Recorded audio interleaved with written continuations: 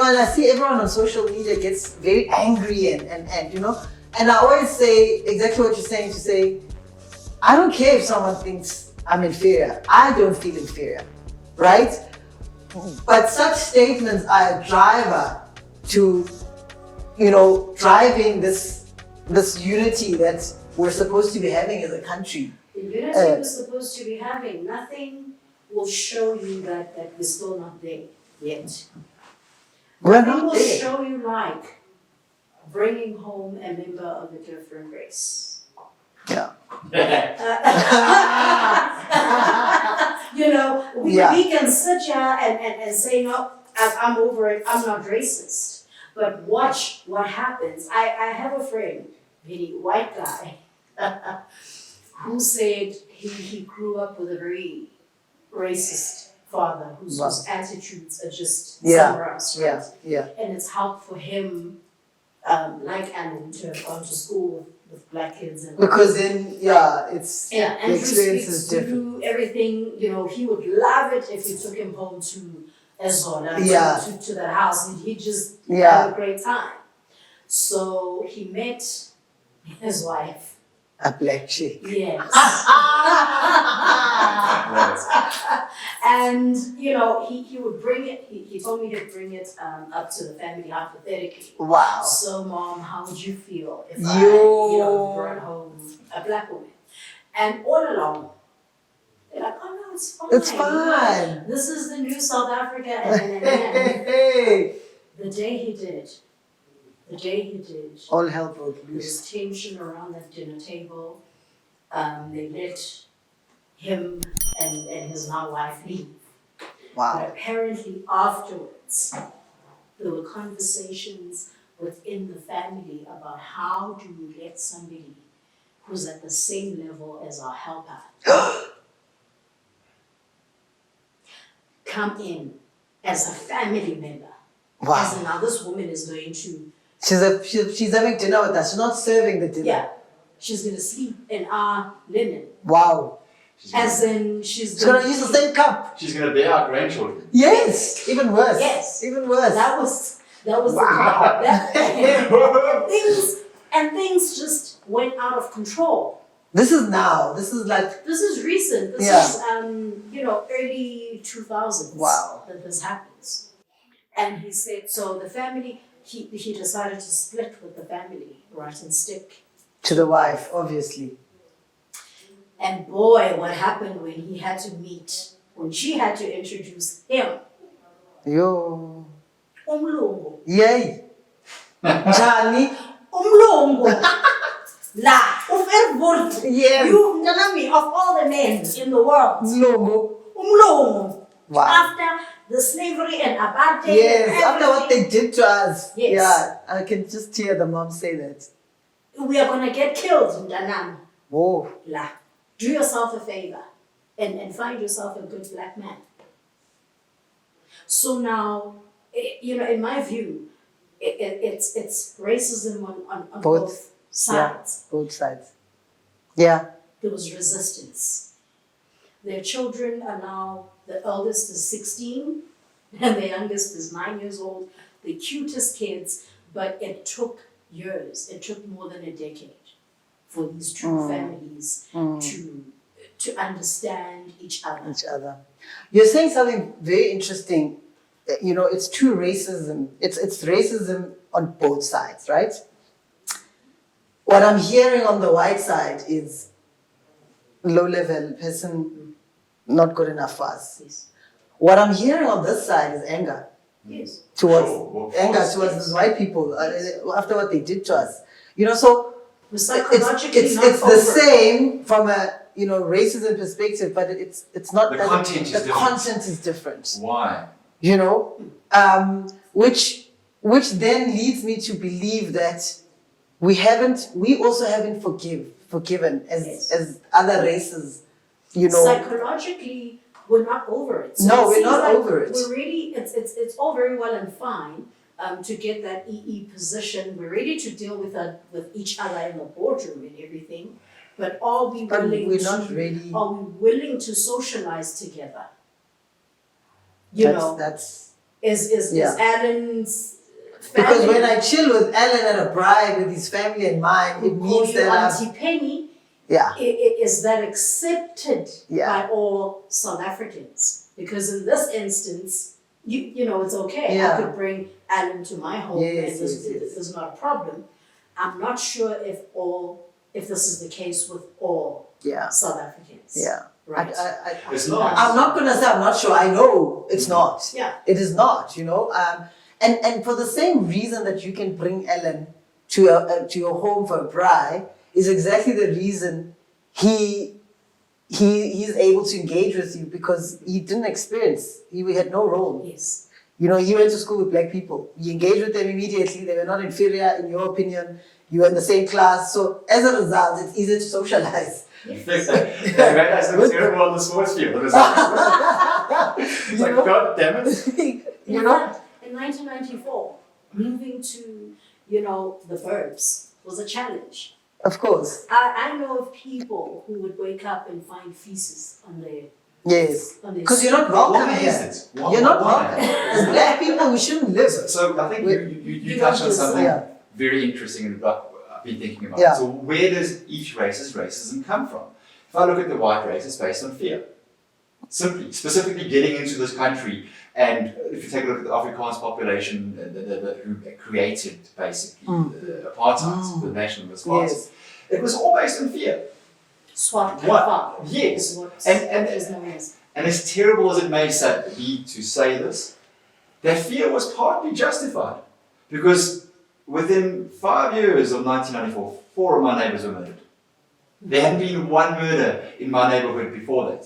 4 neighbours murdered, and the space of being able to leave your doors open was completely gone. So there was a fear in the white man as to why they did this. It's relatively justified, but that justification nowhere outweighs why it's being done, the actual apartheid. I mean, there's no excuse and there's no rationalization for ever doing that. Yeah. But yet today we have it happening in Israel.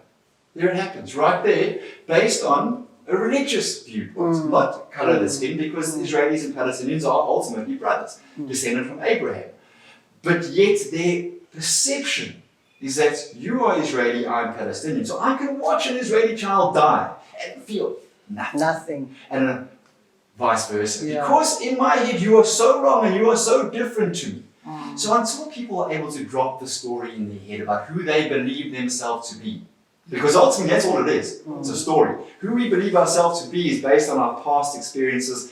So, and we carry that baggage. So the person you're sitting down in front of now, right here, is it my whole past and history, or am I speaking to you from a space of presence here and now? Yeah. With no attachment to my past. And if I can do that, he who controls the past controls the future. He who controls the present controls the past. So the issue in South Africa is that people are not in control of this, unfortunately. And that's a process.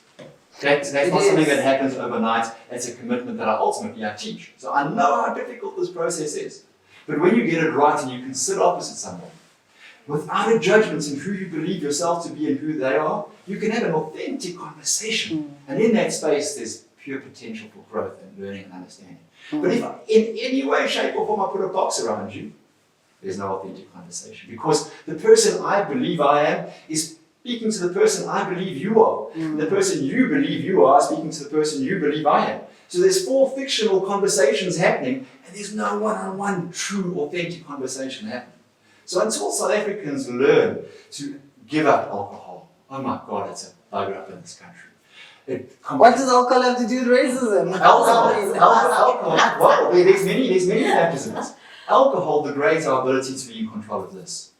If somebody requires alcohol to be happy, then they haven't tapped inside here. And what are they covering up? What pain are they drinking away? And we've seen from what's been going on with lockdown that alcohol is a staple food for South Africans. And that's an economic thing as well. The more you educate people, the less they will drink, the less pain there is to try to cover up. Where ultimately people don't need alcohol to cover up their pain. True. I mean, I totally agree with you, and I think I've had an episode on alcoholism and drug substance abuse, and I think a lot more stuff came out of it. But back to the racism conversation. How do you guys? I mean, how do you experience racism today? Like, do you still experience it? I do. Yeah, please share with me. what remains today, and this is linked to the issue of palatability, or being the type of black, or aspiring to be the type of black that makes a white person comfortable. Yeah. Okay. And not be fearful. Yes. So sometimes I'll hear things like, black women annoy me with this and this and that. And as soon as I respond to that statement, what I'll hear next is, we don't mean you to be. You're different. You're different. You're different. Right. Yeah. But Yeah. here you are, you've just made a statement that includes me as a black woman. And so the poor kid who doesn't speak with the accent that I speak with, who does not have the educational credentials that I have, who does not look the way that I look. That guy with All-Star Converse and his 4D coming from Igasi with a The one who automatically looks like a criminal without even saying anything. that guy that's gonna make Yeah. the white Danny just press her window. This guy could be asking for money, but the perception is that there's a certain type of black that is acceptable. Because I know for a fact I could walk into the Discovery Health building. I don't come across they're not gonna. The security's not gonna stop you and ask you why you're here. Search your bag, all of that stuff. No one ever suspects I've got a pocket knife. And gun, and I'm deranged, and I'm about to go kill all the white women in the neighborhood. And that same stereotype also applies to us as black people. There are whites that are palatable to us. So Allan doesn't look threatening. But what would happen if he was beefed up? With no hair. With no hair. And I was talking to you like this. And he, it might just be his fashion sense, but he prefers to dress himself in safari. Khaki. And khaki. And those long socks. Yes, and he has a rifle and he's got a kudu hanging in his lounge. I'm telling you my opinion. Even I, as a black woman, kind of still away. Yeah, me too. It triggers something. Allan, have you experienced racism? I was going to say a funny story off the back of Thulisa's story. Yeah. So being at that multiracial school, my dad would come pick me up on a Friday. And after a year or two, my black buddies were like, Jesus, we were so scared of your dad. I'm like, what do you mean? My dad is the most calm, you wouldn't hurt a fly. He's got a big beard, He looks so happy a beard. I'm like, my dad is the most calm, chill, non-judgmental person you can find. So to answer your question, I've looked hard at this week to see if I can identify, and I think that there are two instances which I could bring up. But the first one, I can't categorically state that it was racism. It was when my son was about 5, so about 4 or 5 years ago, just going to school in Ackermans. And there's a long queue because there's an house to get back to school time. Yes. And there behind me is a white Afrikaans lady and behind her an older white man. And I'm standing and we're just standing, I'm basically meditating with my eyes open, which is what I do. And the black manager brings a chair for this pretty thin young black woman and puts it down and she sits down. And I could just feel and eventually this chick behind me explodes and starts speaking. The old, that's it, at the black chick. How dare you? What's special about you? Or like, why is she getting why is she what the hell, basically? So for me, looking at that, I would presume that it was because she was black. Yeah. Had my son not been there, I would have asked her, look, I just had one question for you. Would you be exploding the way that you are if that was a white lady? Secondly, we don't know if she's had a back operation. We don't know if she's come out of surgery 3 weeks ago. And besides, she's black, so they may have had a conversation in vernacular that the white people didn't understand. She may have asked for the chair. She may say, look, my back, we don't know, we're presuming. But that, once again, I'm presuming that was a racist. Correct. Because there's a good But you personally, have you experienced it personally?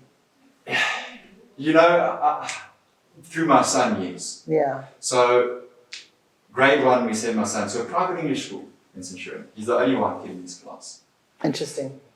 Grade 2, I think there were 2 white kids in his class. And per what I said to you about classification, description, I refuse to label a black person as a black person to my son. If I was pointing out a black person, I would say the man with the glasses or the green jersey, as opposed to the categorize him as a black. Correct.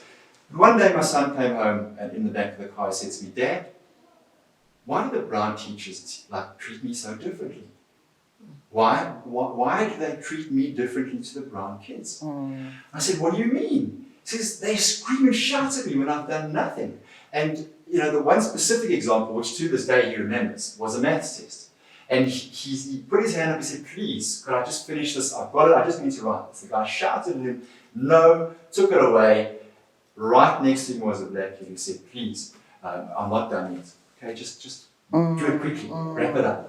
And that for me, it's like, I wanted to explode. Because it's your son, Because it's my son. And he knows nothing about this, But I said to him, listen, my boy, unfortunately, you will meet people in your life that it's a guarantee that people will be assholes to you. They're going to treat you with disrespect. And what we need to realize is that the person who's doing it, that's the person with the pain. We need to actually realize that they don't have a heart of love. They had a heart of love, they wouldn't be treating you like that. So what do?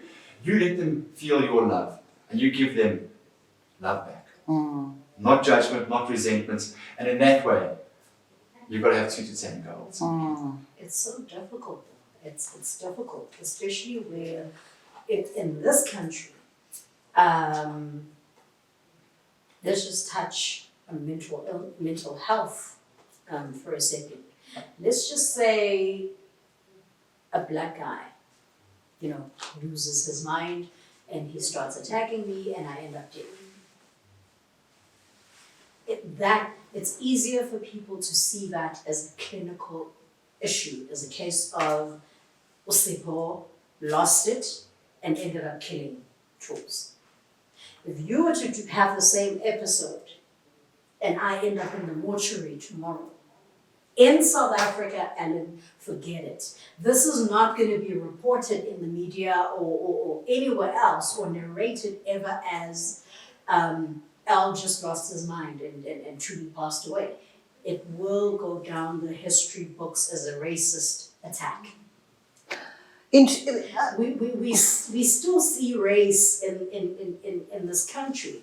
The fact that, as you were saying, you go into a corporate organization and sometimes that the only reason you're there is because you needed to fill somebody's stats book. To tick box. The tick box, they needed a black female. Not because of my brain, but trust me, I bring the brain with. Yes. But it does come through as a bit of a jab. It's a jab, But Thulisa, I have to disturb you quickly. You mentioned something around the crime where, that example that you're making. I agree with you, but not fully. Because I still find today, and Allan touched on it around the crime issue. I still find that today, if there's a big case of, gender-based violence or heist or whatever, if the accused are black people or the accused is a black person, it's treated exactly as it's criminality and that's that, right? But the guy who raped a child at a restaurant who was white, he is considered, he went through mental assessments, and I do find that our justice system is also not aligned. It's not helping because it still perpetuates the behavior of the system.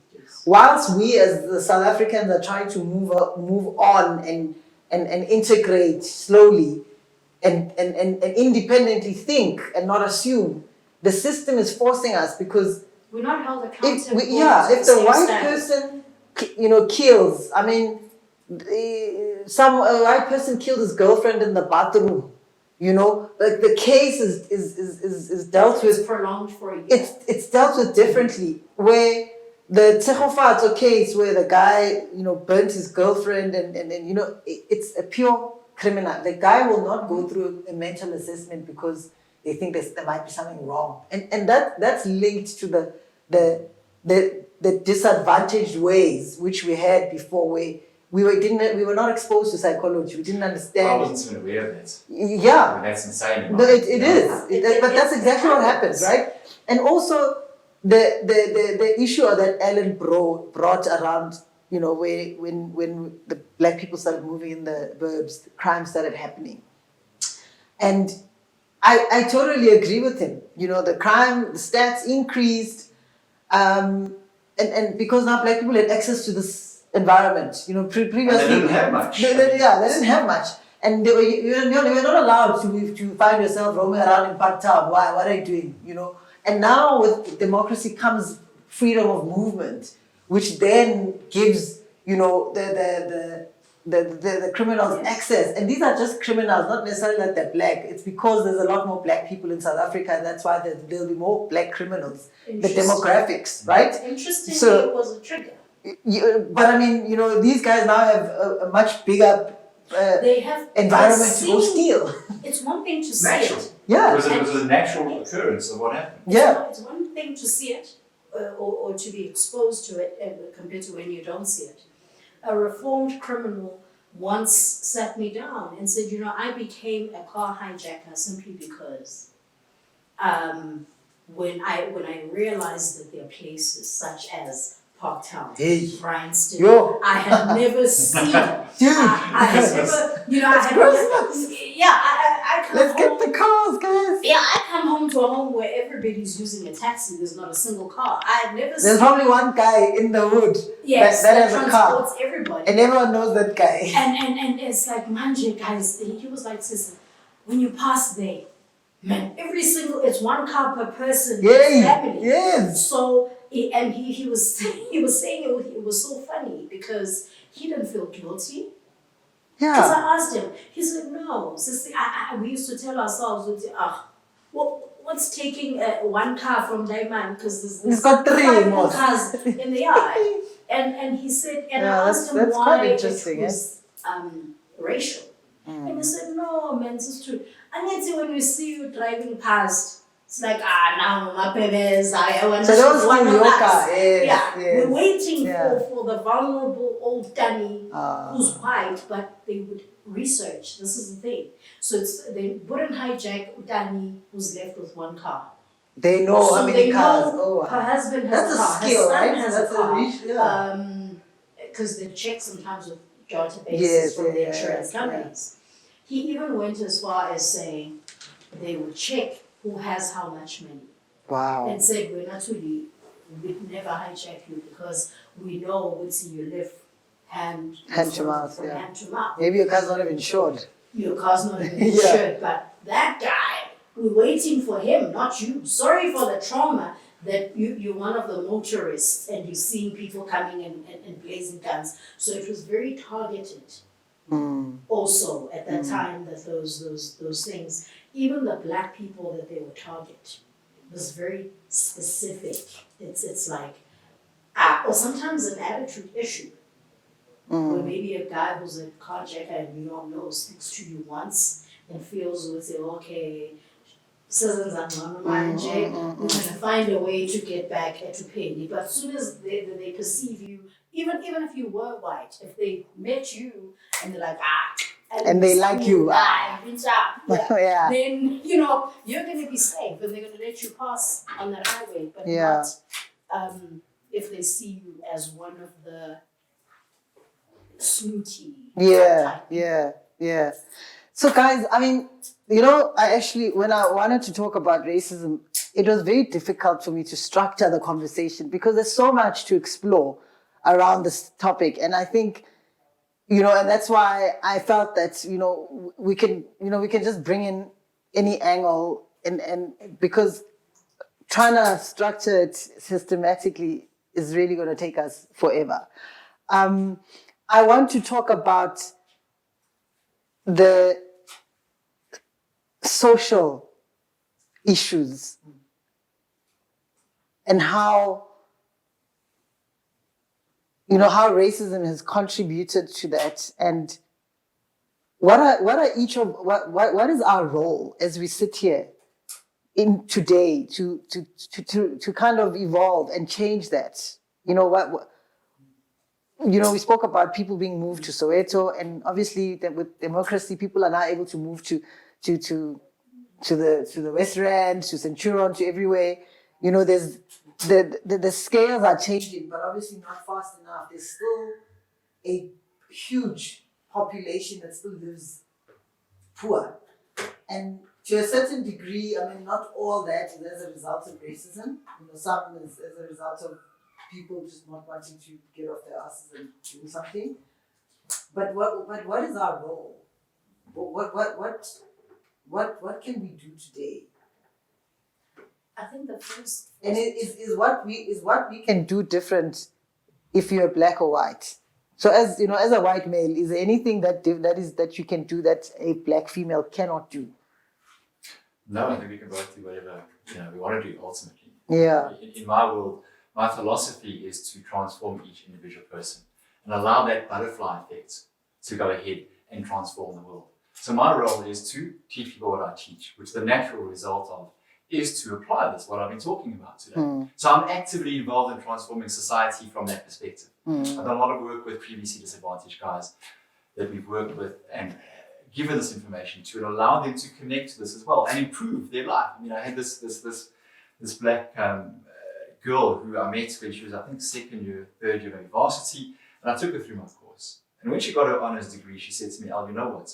When I met you, I was about to leave university because I didn't know what the hell was going on. I couldn't figure it out. I ended with 7 distinctions. I didn't think it was possible in my life to get 7 distinctions. She's now going for her master's. Okay, so it's about empowering people, not but empowering them here to take control of their life. What do people want? Anybody, doesn't matter what race, culture. People want power, not power over anybody else, but power over their own life to do what they want to do. They want happiness and they want meaning, and we're all the same in that regard. So if we can give people the ability to connect to that, their happiness, their true power, and connect to their meaning, we transform the world from the roots up.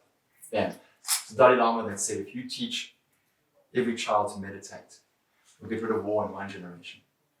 It's about controlling this, not letting our past. So we won't get any penny sparrows in the future if we do. Correct. Yeah. We will be a lot better. Even that guy that posted a video in Greece.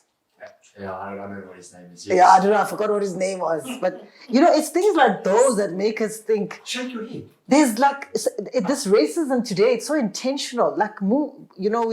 We're trying to move on as a nation. And you are just taking us back. Of a white woman treating, I think, the black helper in the kitchen. And she keeps spitting and doing all these crazy things. Wow. And so just looking at something like that. Obviously, this is an old white woman who's possibly in her late 70s or 80s. True. She grew up at a time where it was reinforced to her that this is a black woman. So how dare you come and tell me how to take my medication? Wow. I'm the madam here. Wow. I wonder if there's any white helpers out there. I mean, that would be interesting to see, right? Very. Because Allan mentioned earlier that, not all the white people were rich, If you take a look at it today, I believe that the stats are about 85% of white households are middle income. Yeah. They're not rich. They're literally getting by on a month-to-month basis. 85%. There's a larger black middle class in South Africa today than there is a white middle class. But because of the demographics, and the fact that there's a lot more black people in the country, so they would naturally be higher. Correct. But we need to take a look. But if we look at the poor, the percentage of poor black people to white poor people, obviously the numbers there are very different. So then we need to take a look at population growth. And in 1994, the white population in South Africa was 5 million. The black population in South Africa has increased by 20 million since 1994 to today.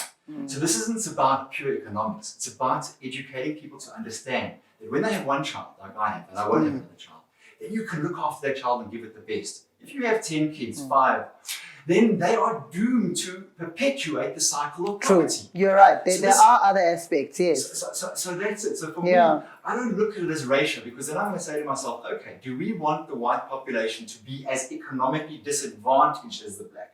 We'll only consider this fair when 50% of the white people are living in squalor camps. lives. Instead of looking at the other way, that we need to uplift it's not everybody possible. Yeah, to the same way. That's going the wrong way. Correct. We can't look at it that way. So Yeah. everybody in South Africa deserves a house big enough for them. Everybody deserves quality health. Well, everyone deserves to have a roof over their head, not the corrugated Yes.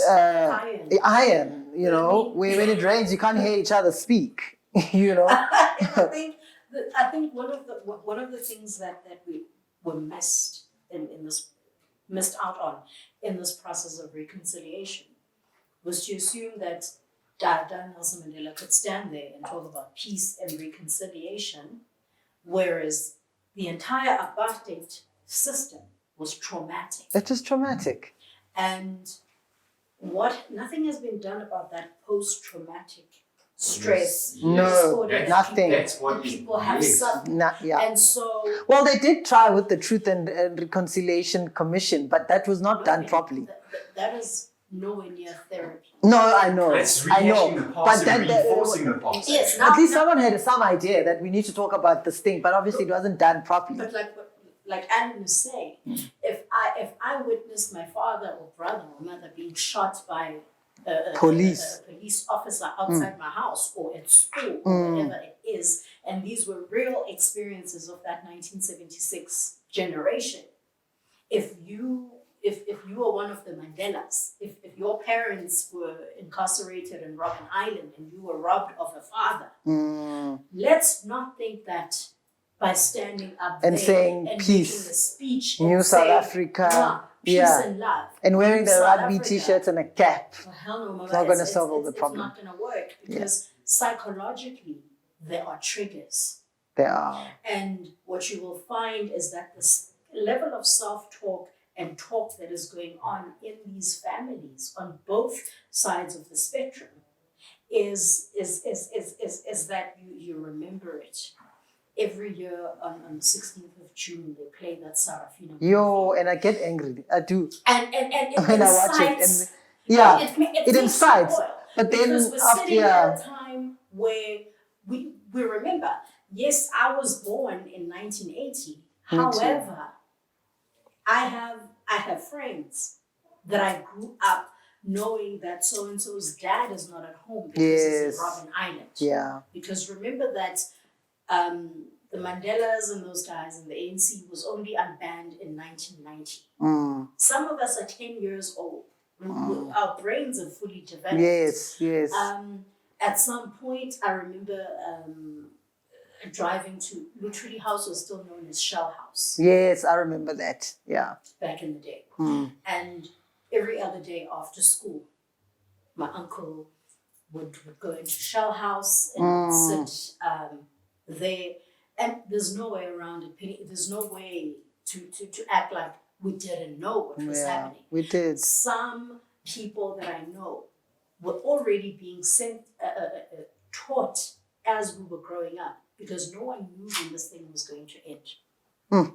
So now you're being primed as the next generation of cadres, or in case we don't succeed. You must need join. to know what time it is, right? So you're being primed. You're sitting at home and you're watching Cry Freedom. You're being told about Steve Biko and you know what's happening. I'm telling you, Penny, as a 12-year-old, this is 2 years after 1990. We still haven't seen 1994. You still haven't. We left Shell House to St. Mary's Anglican Church in Johannesburg city centre. And you know, I'm Anglican, so there's the priest in the name of the Holy Father, and the next thing we see shrapnel. A bomb had just gone off. What? Bomb. The church. Wow. Now. Okay. The church is being bombed. I'm in Glen Hazel Primary School. It's multiracial. Yeah. But now you understand that someone does not appreciate the presence of a kafir in their church. In this presence. Yes. And we are bombing you. And you have Nelson Mandela saying, should Terra Blanche not stop this sort of behavior? we have the right to undo these negotiations, and we will go back to war, Yeah. on Yeah. the street, Yeah. right? So when you grow up seeing such, you become very aware of it. Yeah. And what I'm saying is, what's happened to that memory? It's there, it's subconscious, it's somewhere. Yes, in all the Yeah. other 120 Yes. people that were in that church. So even if you're trying to move forward and heal, when you keep experiencing things that take you Trigger. back, then we shift to 1993. I remember being flown in as an unaccompanied minor because there's this mes gemors. Dr. Chrisani has been Murdered. Sure, I remember that day actually. Yes. I also do. and I was 13. I was 13. Yeah, I I remember it. Yeah, yeah. And if you were in Mamma Tsigele Lobiko's shoes, being presented with your husband's remains, and you can see he's been bludgeoned to death, that has permanent damage on your psyche. So when we have aunts and family friends or people that we know who are not even the people that I've mentioned, I'm mentioning them because we all Know them who they are. as a point of reference. But when we still have family members coming from that generation and they remember being at school and seeing their best friend shot.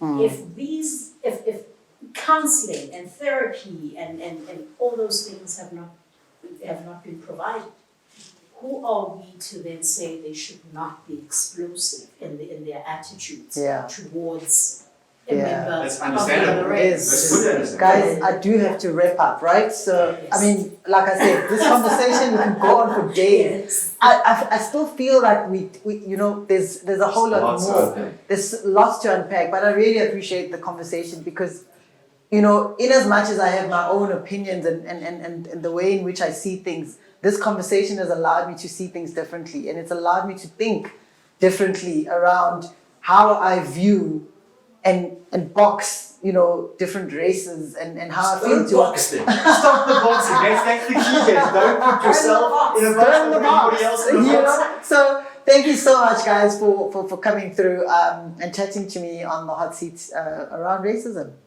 Yeah, thank Yeah. you for hosting us. Yeah. Wow, guys, thank you so much for watching that conversation. It was such an insightful and weird kind of conversation because you know, we all have opinions around racism and we all have different experiences around it. But I think for me, this conversation has really made me to start thinking and interrogating, you know, the way in which I've been thinking about it. But racism does exist. And we as a society can only, I mean, Allan said, you know, it's in each of us to, you know, search ourselves and understand where we come from and what is our journey with racism and how do we then today deal with each other and tolerate each other. But yeah, thank you so much for watching. Don't forget to subscribe, like and comment. Please do share your experience with us. And if you do have any questions for Allan or Thulisa, please drop them on the comment section. I will get them to answer your question. Thank you so much. It's been real.